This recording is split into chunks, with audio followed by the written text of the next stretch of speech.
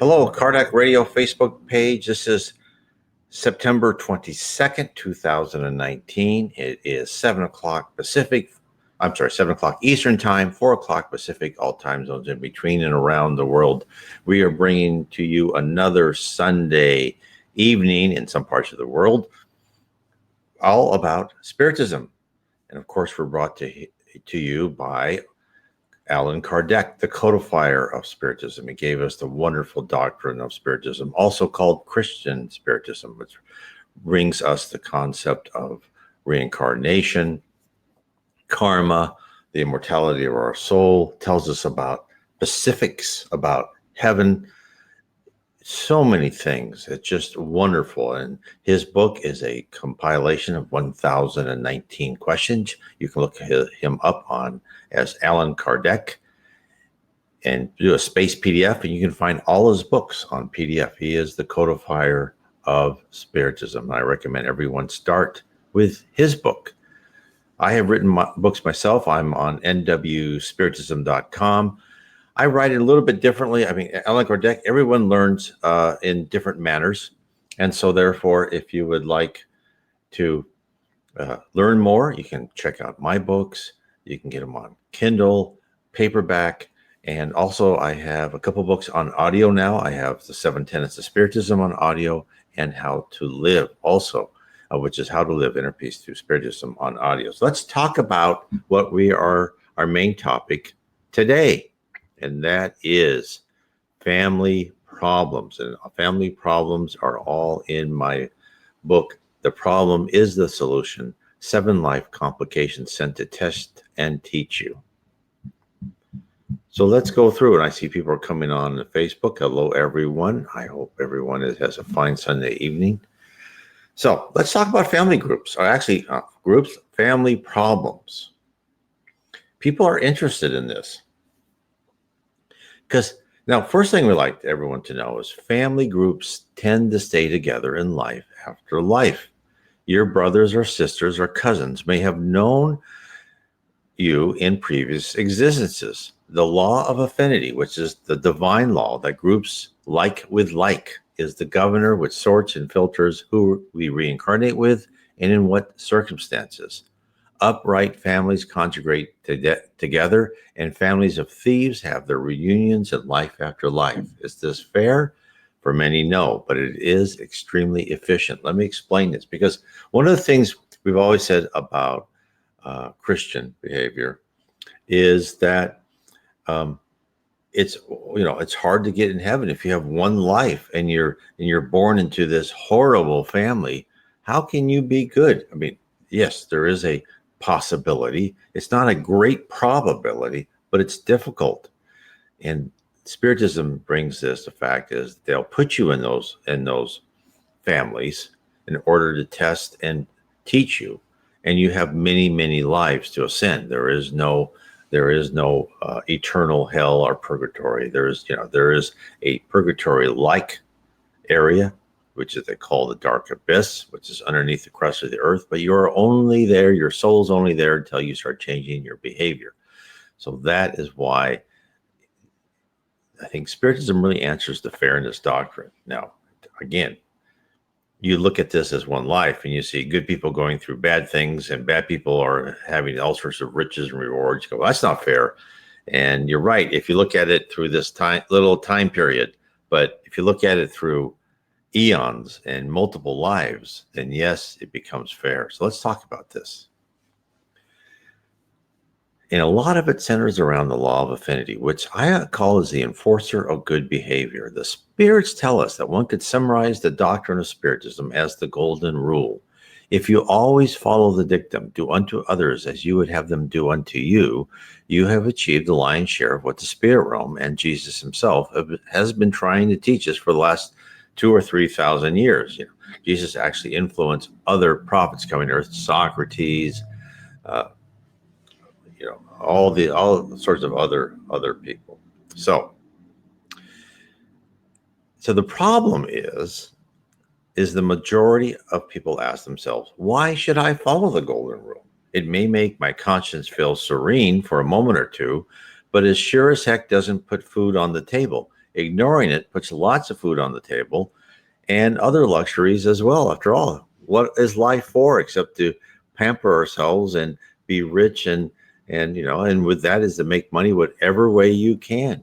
And unfortunately, everyone knows the fastest way to get rich is to take money from other people.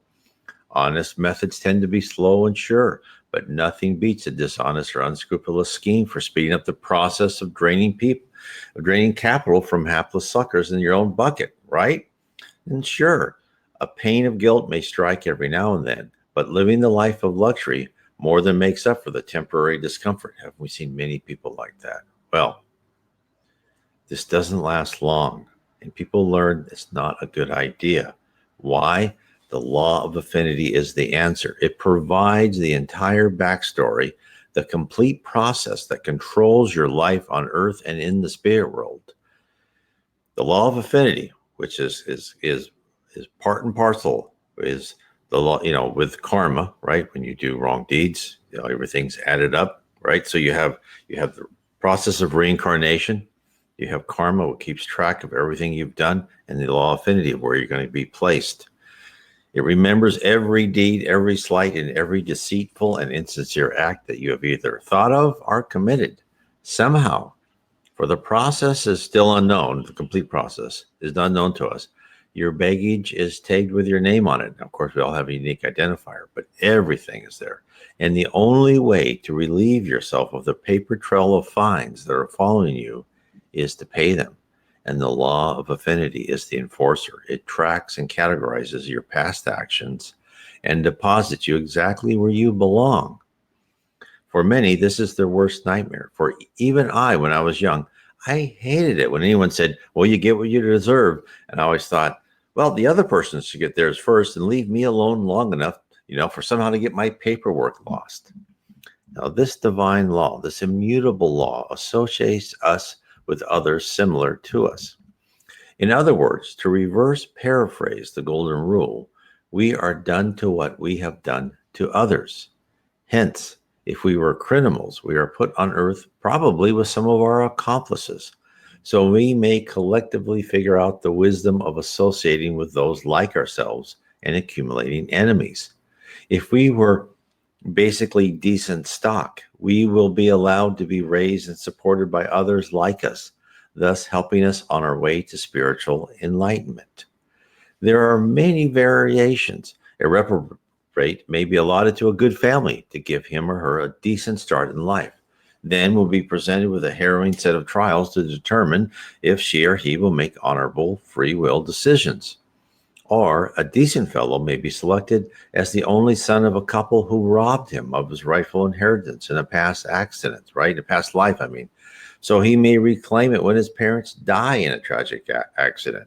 The bottom line is that everything we did all comes back to us. Even at times, what was taken away returns to our possession. Now, one may ask, if so, how could we improve? Wouldn't it be tougher in such difficult circumstances? Could a poor soul who has much to learn in the spirit world amongst ill-intentioned spirits or on earth in a mafia-like family actually rise above the muck and modify his or her behavior?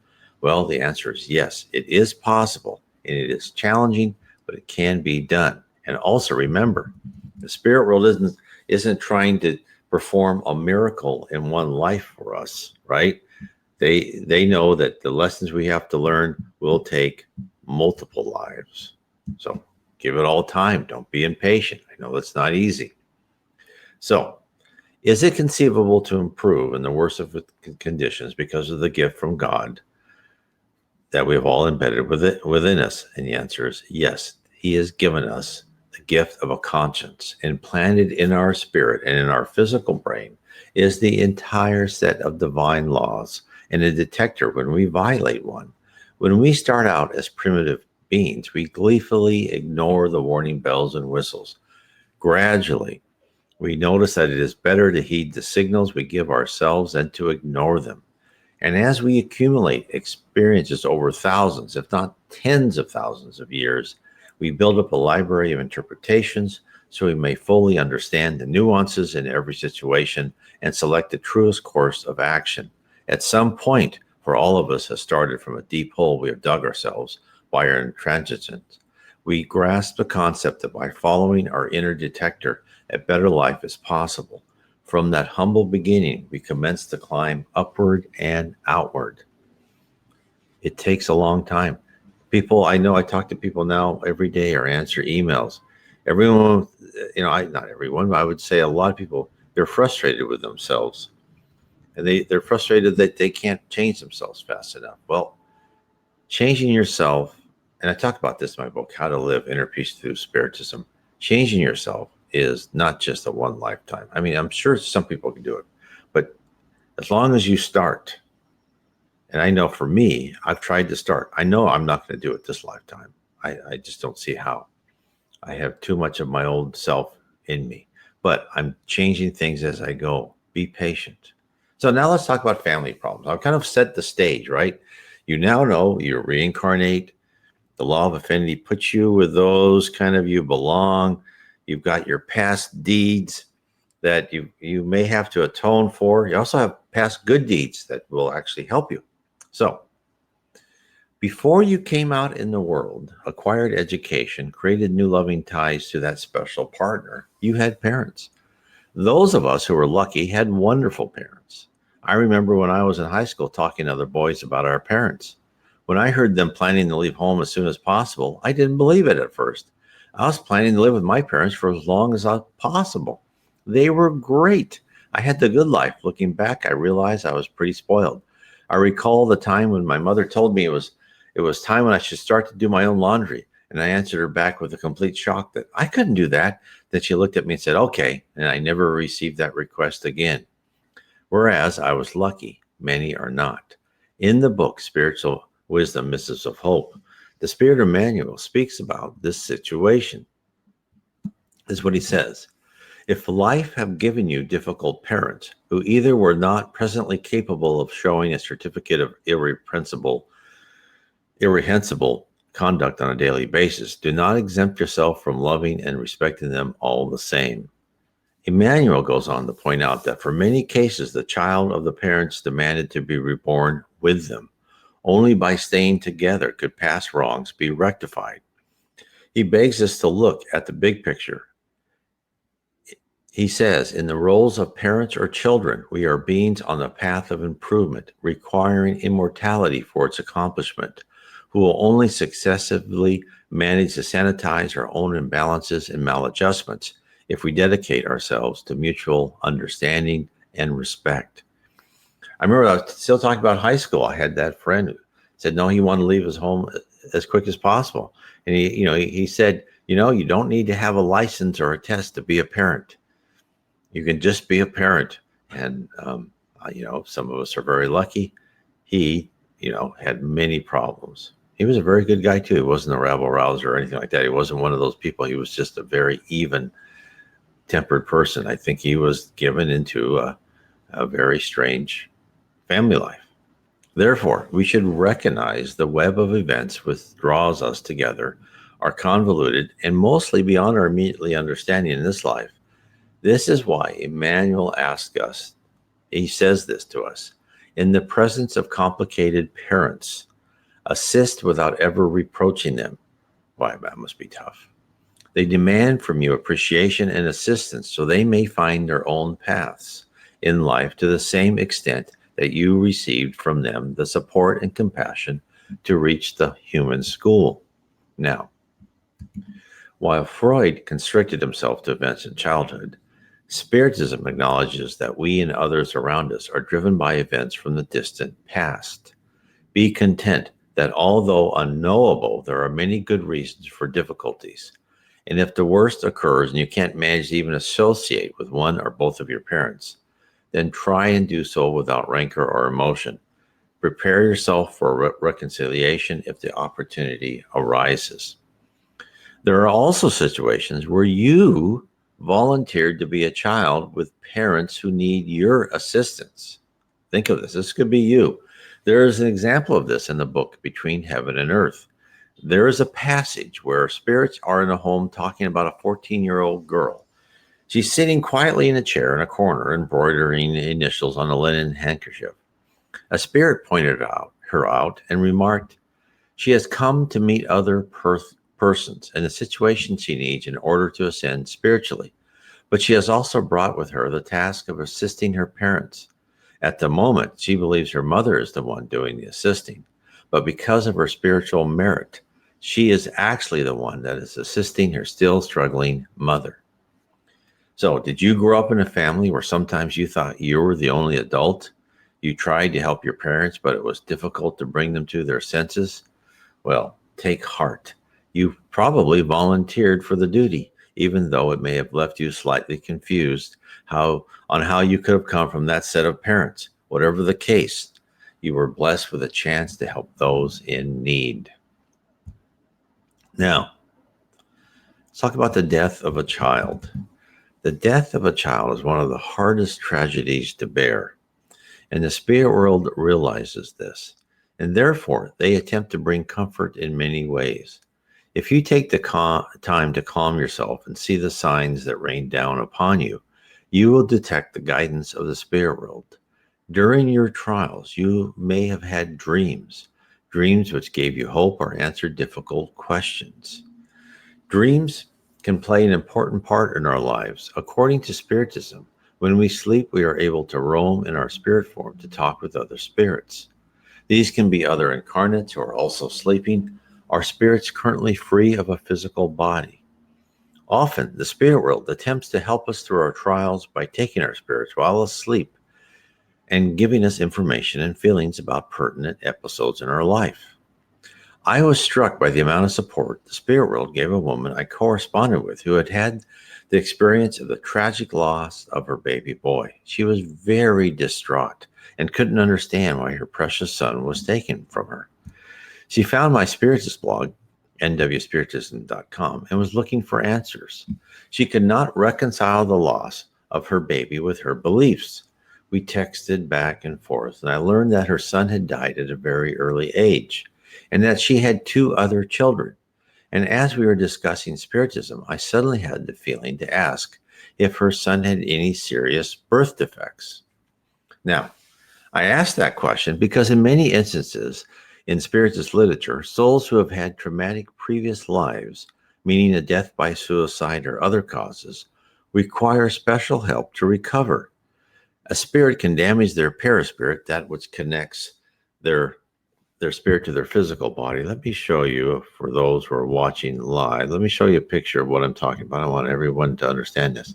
So we are composed of 3 components: the spirit, the perispirit, and our physical body. So our spirit always stays within the spiritual realm. It connects to the perispirit, which covers our body like an invisible diving suit. But then, even more than a diving suit, it permeates into every cell in our body and helps regulate everything. And that's why when you have stress or you violate your conscience then you have stress, it disrupts the harmony. It disrupts the messages around the perispirit throughout your whole body and the different force centers.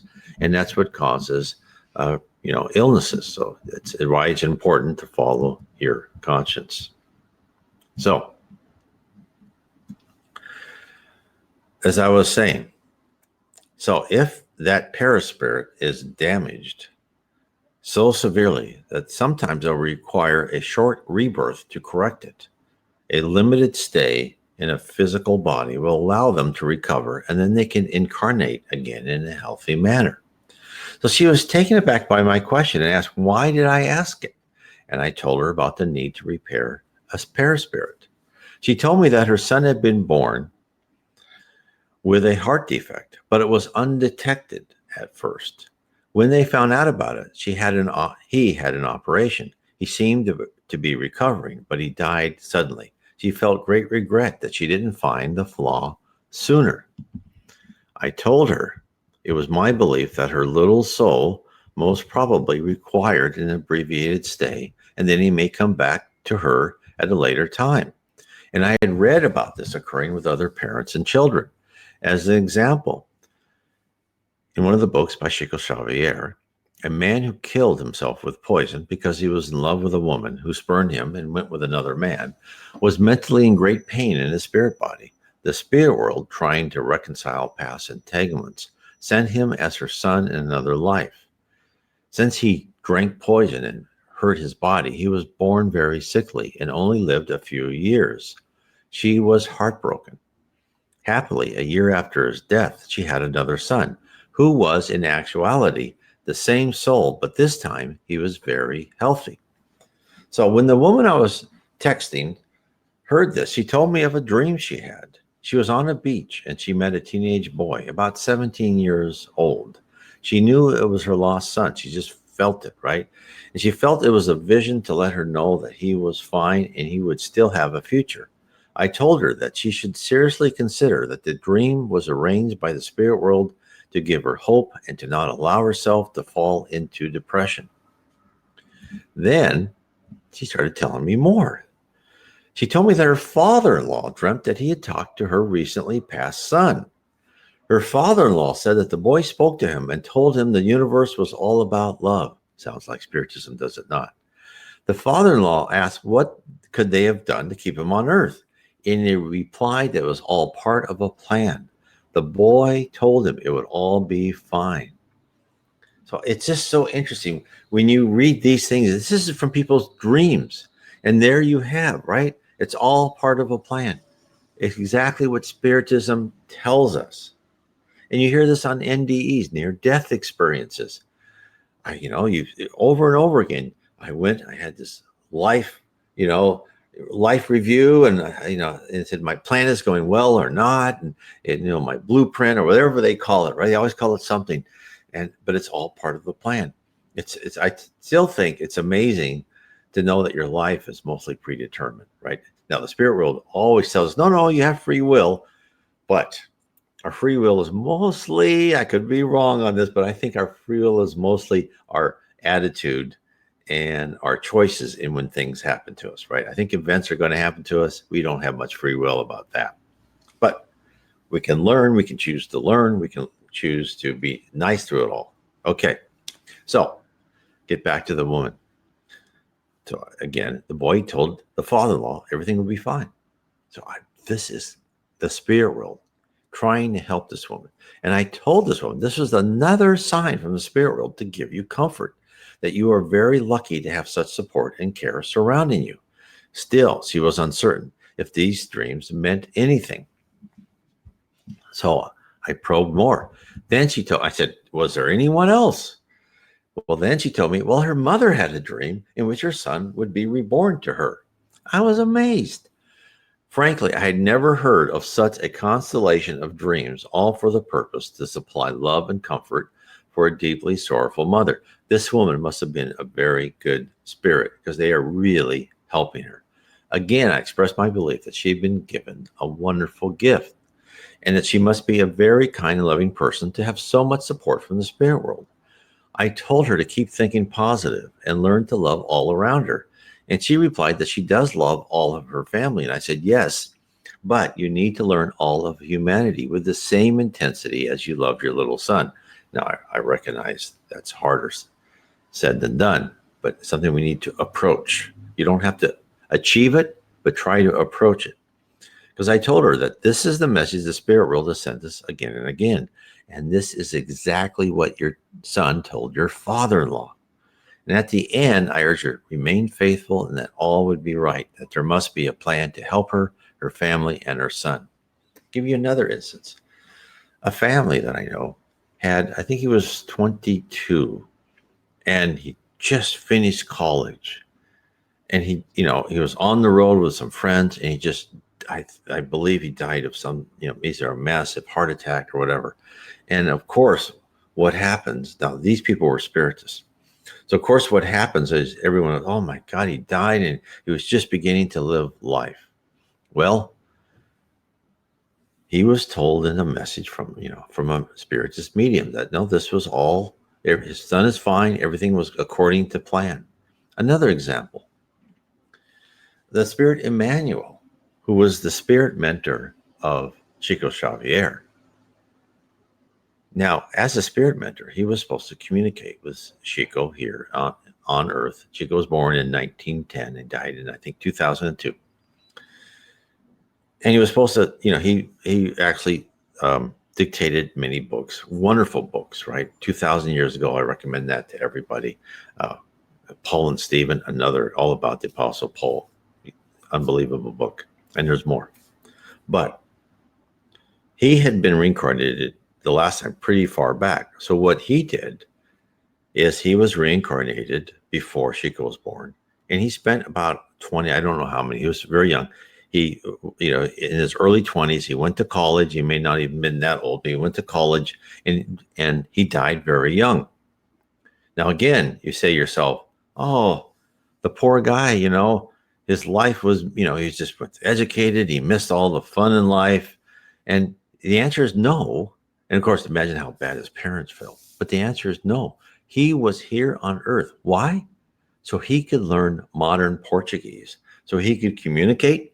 He could write his books in the right, in the right manner. He could communicate with Chico in the right manner, and all of this would be easier. He was sent to Earth for one main reason: to learn modern Portuguese, or modern during that time. So you never know. Of course, you're going to feel sad that someone is gone, but there's usually an excellent reason. I also read another account where this is from Father Crispin, and he was walking along the beach. He was a medium, and he saw this little body floating, and he saw the spirit come out of this body. It was like a baby that some woman threw into the surf, right? Because she didn't want the baby. Didn't want anybody to know about the baby. And he said, "Oh," he goes, "Are you okay?" He goes, "Oh, well, I was killed again." And he goes, "Well, why?" He goes, "I've had to go through this many times." And then he's talking to the spirit. He goes, "Why?" He goes, "Well, I was a pirate. And when I took over ships, if there was any kids, they were no use to me. I threw them in the ocean. And now I have to come back many, many times. And I'm just thrown into the water." I go, I'll pay for that. I'm paying for it now, but I know I'll never do that again, right? I'm paraphrasing. So these are things that, to us are just horrendous, but there's a reason. So so when I talked to her, one could say, well, how come she has so many doubts? She's got so many signs. She's had dreams, and she's had her mother, her father-in-law. She had her own dream. And the answer within our modern culture is dreams and feelings aren't validated as rational explanations. And she's a very educated woman, and I perfectly understand her wish to know with certainty, right? But you're not going to get from the spirit. We're not going to get, a notarized thing, message saying this is why it's happened. So, so I perfectly understand, right? I understand that. And at some time in the future of our planet, we shall know with absolute proof that the spirit world is real. For now, on our current Earth, which is the planet of atonement, where we travel through many lives to pay for our past debts and to learn, we are like students who are tasked with the assignment to come to our own conclusion concerning the possibility of the spirit realm and all its meaning. Now, I had a question here is, what happens, let's say for a woman who's had an abortion. Now, this, again, I believe that everybody has their own free will. All I can say is report what I've read in spiritist literature. One, life starts at inception. The soul of the spirit comes and embraces the embryo, and with the fertilized sperm of the embryo, the fertilized embryo, at the moment of inception, right? Conception, I should say, not inception, conception. And when that abortion is done, that soul then has to go again. So what happens to a lot of people who have done this is, and what I've read, is that in their next life, they're not allowed to have a family. They won't have children. They may have a husband or a husband, if a lot of times two are at fault, right? It's the man said, no, get an abortion. So just to let you know, karma works, right? I am absolutely, the spirit world absolutely gives us our free will.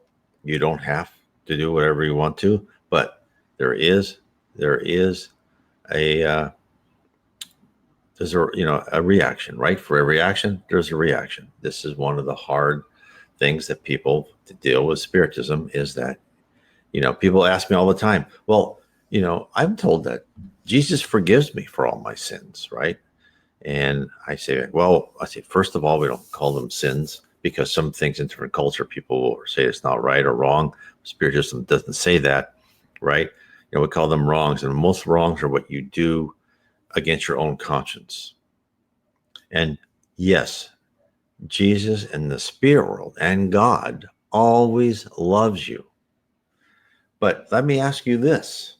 If you had a 2-year-old baby and they did something dangerous, are you just going to say, oh, no problem, go run out in the street? No, you're going to take that kid and you're going to take that precious 2-year-old, and you're going to either put them in a corner and they're going to cry and scream because you are so horrible, but you're doing it because you know that they need that lesson, and if they don't do it, then you may have a little slap on the hand. I mean, and again, they'll cry. But if you didn't do that, you would not be doing your duty.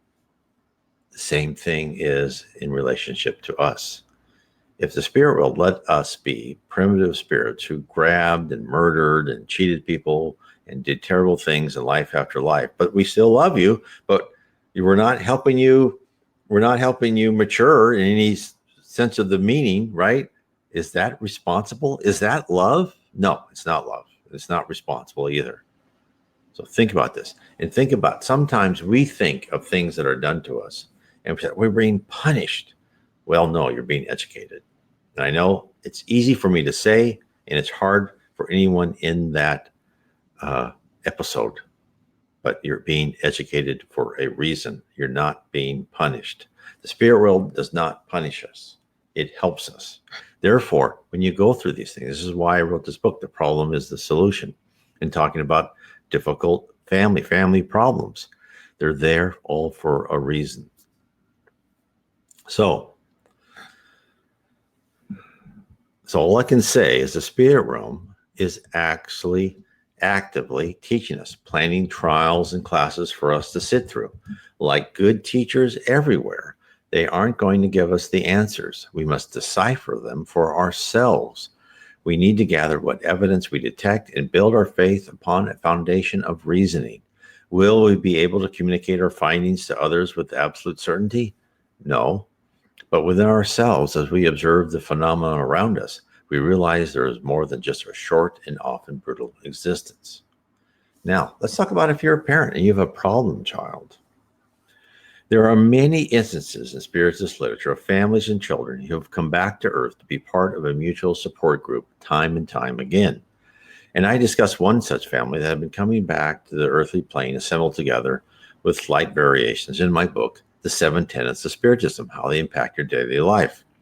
From the time of Christ to the present day, they have been associated with each other, all supporting each other. It's a wonderful, wonderful story.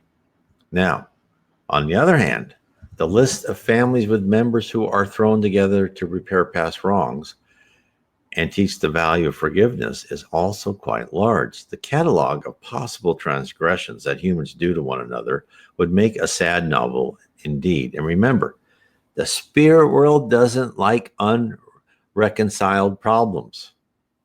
Get that into your head right away. If you have someone you just can't like, or they hate you, or you just like, try your best to reconcile that, because you know what? You're going to be thrown together over and over again. It could be your child or you could be their child.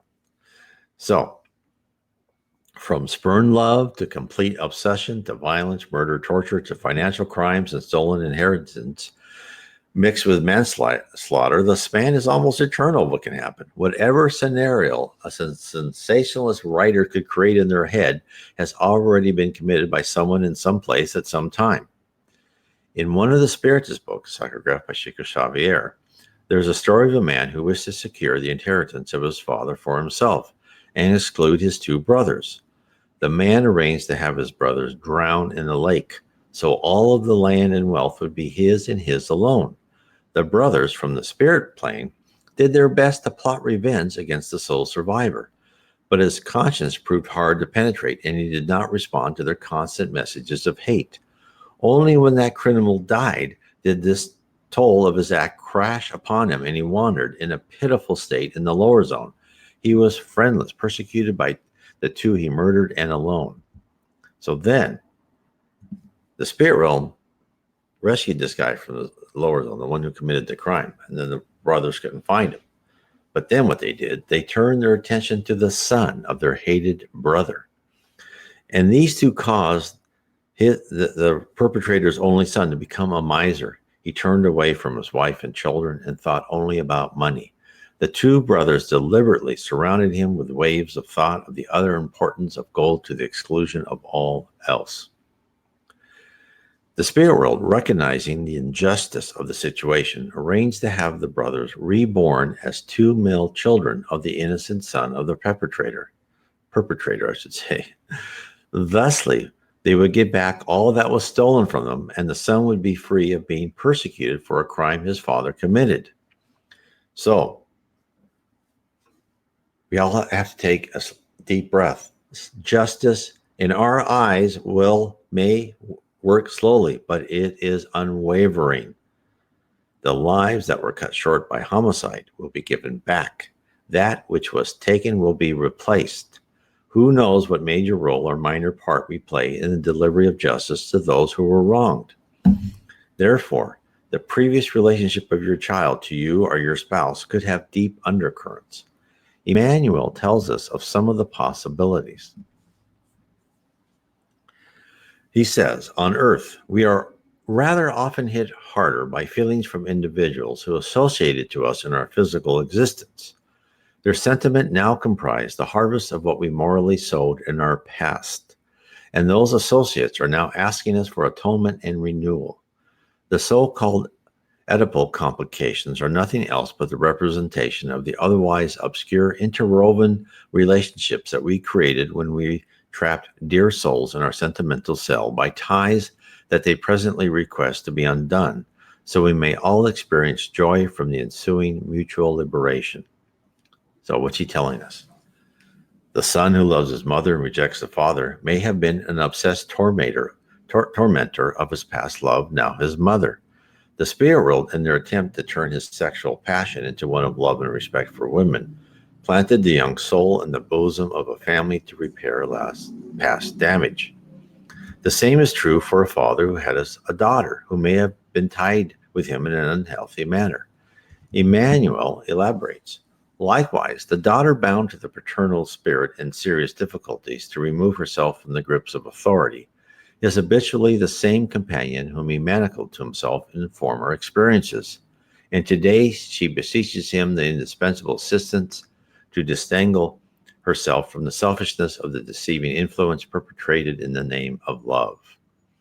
So even subtle wounds must be repaired. Uneven relationships where one dominated the other must be brought into equilibrium with ties of paternal love instead of sexual love instead. In one recorded instance, a woman who was completely entranced by a married man did everything she could to wreck his marriage. In a later life, she was reborn as the sister to her object of desire. The spirit world wished to teach her to replace fraternal love with her overwhelming passion. The scheme worked to a point. For every one of her brother's girlfriends she brought home, she despised all of them, and she never thought his wife was good enough to be for her brother. Of course, we were told that other than that small quirk, she was really a wonderful woman who was kind and helped the poor, just a wonderful person. But she never liked the girlfriends of her brother. So aren't these things come from past lives? So understanding and compassion must rule your emotions while dealing with a difficult child. At times, one must wonder what you did to deserve this. The answer most probably isn't in your present life. It is of no use beating yourself up for events in the distant past. One must not look back. One must always strive forward. Emmanuel gives us this parting advice. If you bring with you this or that child in conflict or face difficult parents, never allow yourself to become irritated or condemn them. Love them for whom they show themselves to be and pray for them, blessing their presence and respecting their decisions in the certainty that God, whose infinite kindness has always cared for us, will also care for them. In addition, remember that neither you nor they were created for the captivity of affection, but rather to be responsible and free so that they may consciously work towards the improvement of life through the sublimation of immortal love. Now let's talk about children leaving home. Now, there are always difficulties with a child whom you remember so fondly as a small, innocent, and dependent is getting ready to leave the home or start a family on their own. It's very difficult for many people. So Emmanuel tells us this: amidst the comfort of home, it is very common for us on earth to forget our children have grown in physical size and in spiritual responsibilities. And almost invariably, albeit involuntarily, we begin to influence them unconstructively beyond the scope of the esteem we owe them. Let us ponder on this issue and learn to free them from our demands contrived as love. Let us be resolute to help, offering them the opportunities to be themselves in the choices they make and in the experiences they pursue. We must remember that they will not always attune to our inclinations and purposes. They will aspire to other friendships and habits. They will wish to try another style of existence that is different from the one with which we are familiar to work and live. They undoubtedly love us as much as we love them. However, they are inclined to follow paths that are different from ours. And that's why it's important for us to remember they have their own path, and their own path was written before, probably even before, at the same time that we were being born, becoming adults so we could become parents. All these things are laid out way in advance in the spirit realm. The Spirit Emmanuel lays out the reasons and necessities for children going on their own path and the manner of informal support we should extend them. What isn't said is that each of us, every individual walking on earth at this moment, has their own customized set of trials awaiting them. You, me, everyone. When children are poised to leave the nest, they are graduating from a type of preparatory training in life, which has had harsh trials for some, but on the whole, an interlude full of softer lessons. From this cushioned phase, they embark on a lifetime full of the real trials ahead. Trials which shall test and mold the character of your offspring. And sometimes when bad things happen, it could be the best. It's a lesson given to them. The spirit world is depending on your ability to prepare your children for the great challenges of life, a life predestined to the right, the wrongs, and fill in the gaps which were exposed in previous lives.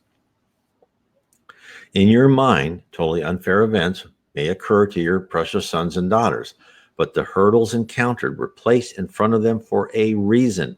Your attitude and support in meeting the test allotted them will determine if they will accumulate the knowledge required for successful completion of that class, or if they have to retake the course again in the next life. Teach them to learn from things, to accept it, then forget it, analyze it, and move forward. Now let's talk about difficult relatives. In the book, Spiritual Wisdom, Missives of Hope, published by the Spiritist Alliance for Books in 2015, it's a collection of short articles on many subjects which are reprinted from the original publication in a Sao Paulo newspaper in the early 1970s. In one of the chapters, Emmanuel, again, I'm going to Emmanuel a lot in this one, writes about the difficult relative who we all know must be present in any larger family. This is what he says. Companions from the past return to us claiming service or conciliation, the reformation or assistance that we owe them.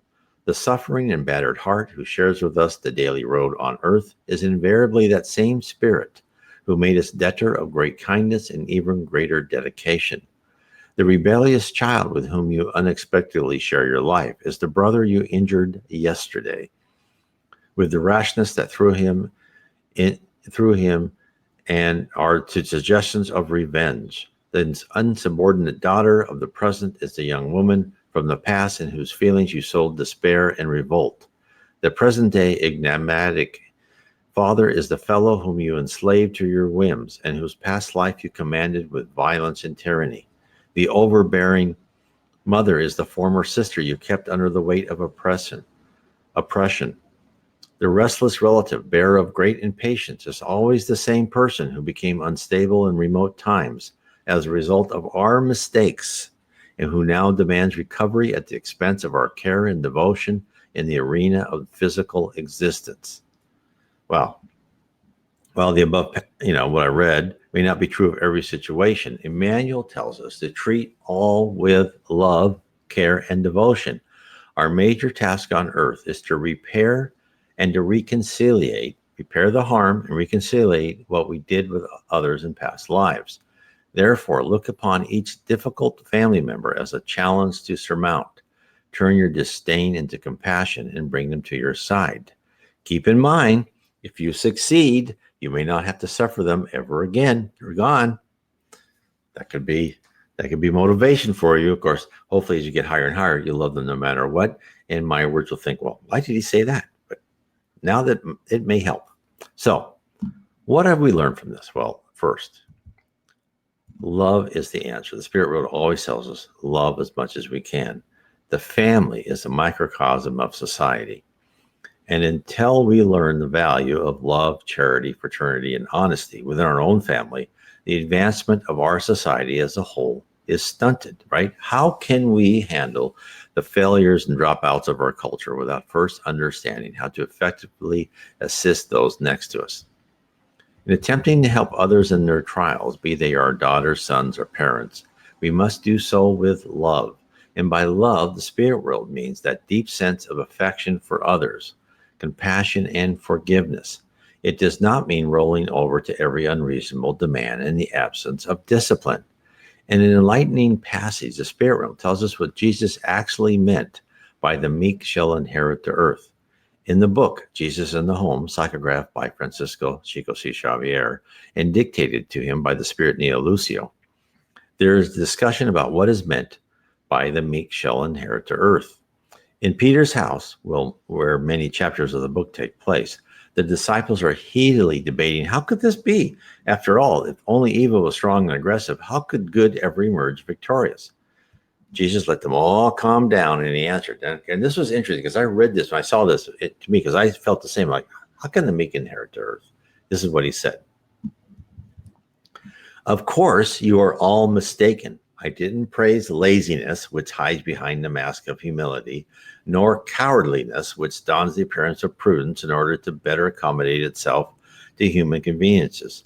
Individuals who become attached to such artifices will greatly suffer the spiritual measures that the world uses to reform tortuous and indecisive characters.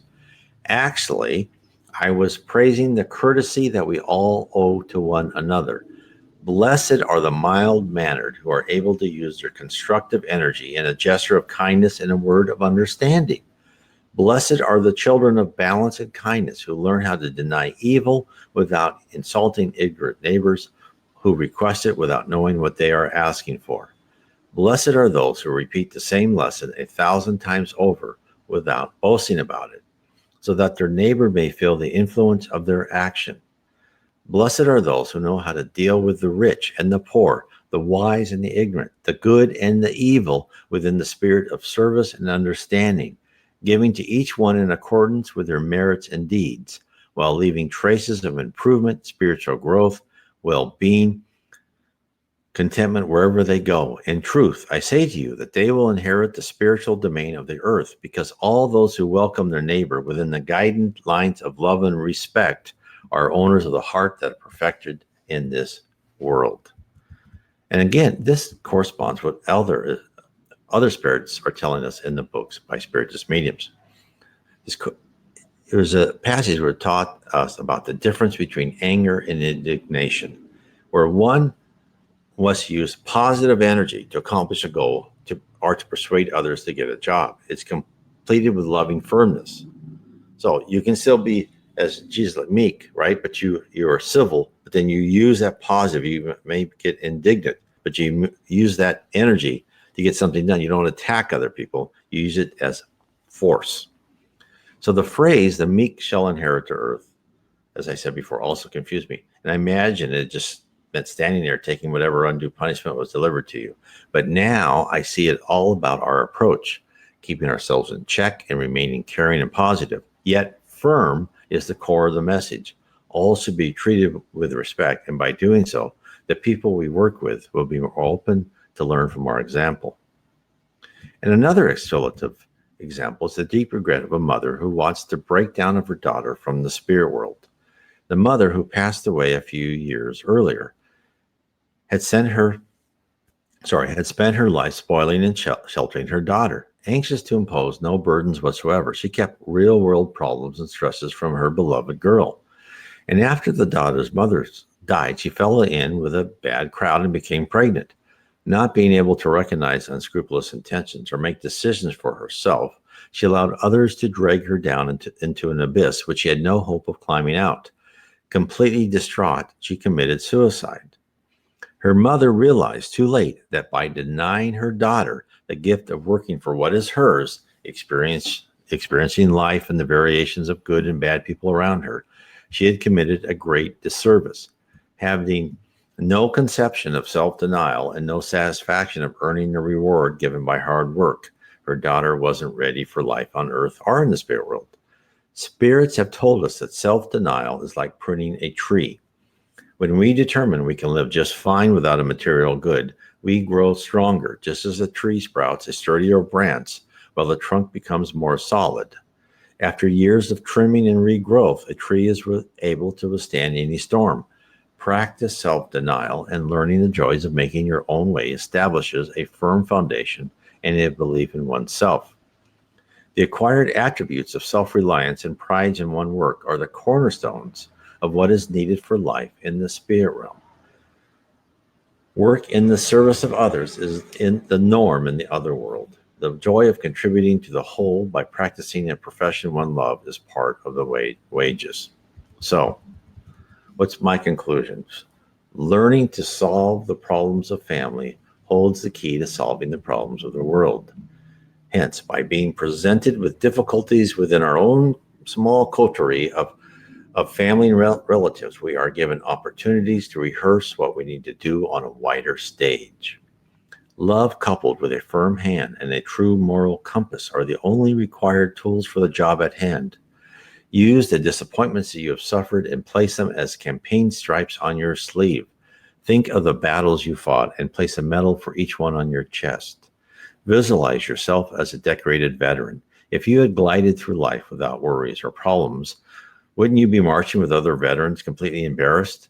Instead, you stand proud with legions of others who have fought, learned, and acted bravely amidst the slander and accusations hurled at you. So, go forward, march on, this time anticipating the next battle, the skirmish around the corner. It will be there, and by acting bravely and calmly, right? Focus your energies, use love, understanding, and caring as your guide. Stay on the moral high ground as dictated to you by your conscience. Show yourself as a beacon of light to those around you. Your attitude and character will help others pull through also. All of this will ensure victory in life and promotion upon returning to the spirit world. So I want to end this is again by telling you a couple of resources we have to help. One is my book, Is the Problem, Is the Solution. So this is talking about why are we going through why do we have the trials that we have? Well, a lot of that is set up by past lives. So if you want to get it, and as Leon Denis said, you can pretty well figure out your past life in broad strokes if you look at what you're going through now, right? And hopefully this book will also help you come to that realization. Now, if you like to improve spiritually in this life, there are variations for you. And I would say one of the things is in this book, Missives of Hope, Spiritual Wisdom, Missives of Hope, there was a poem, 24 verses by Andre Louise. And it was a great poem.